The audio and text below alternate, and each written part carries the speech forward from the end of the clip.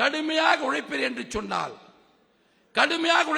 சொன்னால் ஒரு 5-6 மாசத்துக்குள்ளாக கூட்டணியிலே இருக்கின்ற மற்ற கட்சியை சேர்ந்தவர்கள் பொதுச் செயலாளத்திலே தொடர்பு கொள்ள ஆரம்பிப்பார்கள்.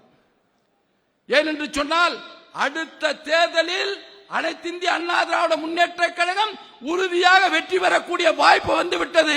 மீண்டும் முதலமைச்சராக எடப்பாடியார் வருவார் என்ற நம்பிக்கை எதிர்க்கட்சிக்கு வர வேண்டும். அந்த எதிர்க்கட்சியில் இருக்கின்ற தலைவர்களுக்கு வர வேண்டும்.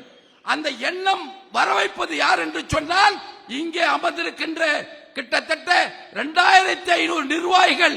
நீங்கள் அப்பொழுக்கட்ட நிலையிலே கடுமையாக உழைப்பீர்கள் என்று சொன்னால் அந்த கூட்டணியிலே இருக்கின்றவர்கள் எடப்பாடியுடைய இல்லம் நோக்கி வருவார்கள். அப்படி இல்லம் நோக்கி வருவதற்குரிய சூழலை நாம் இந்த செயற்குழு பொதுக்குழுவிலே சூழலை ஏற்போம். கடுமையாக உழைப்போம். ஒருவருக்கு ஒருவர் விட்டுக் கொடுப்போம்.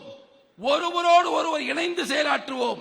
பெரியவன் சிறியவன் என்று இல்லாமல், உயர் பதவி கீழ் பதவி என்று இல்லாமல் நாம் அனைவரும் ஒன்றே. அதற்கு உதாரணம் நம்முடைய பொதுச்செயலாளர் எடப்பாடியார்.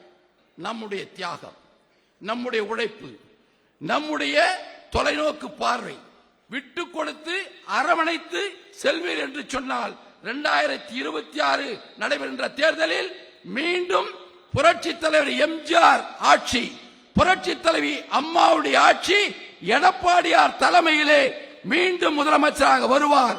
அப்படி வருவதற்கு இங்கே இருக்கின்றவர்கள் உங்களுடைய உழைப்பால், உங்களுடைய அரவணைப்பால் லட்சக்கணக்கான தொண்டர்களை அரவணைத்து கடுமையாக உழையுங்கள். நமக்கு இருக்கின்றது 16 மாத காலம். இந்த 16 மாத காலம் முழுவதும் நாம் ஃபீல்ட்லே தான் இருக்கணும், ஃபீல்ட்லே இருக்கணும். அப்படியே பொருளாதாரம் இல்லைனா கூட கடன் வாங்குங்க.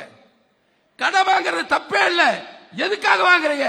நம்முடைய இயக்கம் மீண்டும் ஆட்சிக்கு வர வேண்டும்.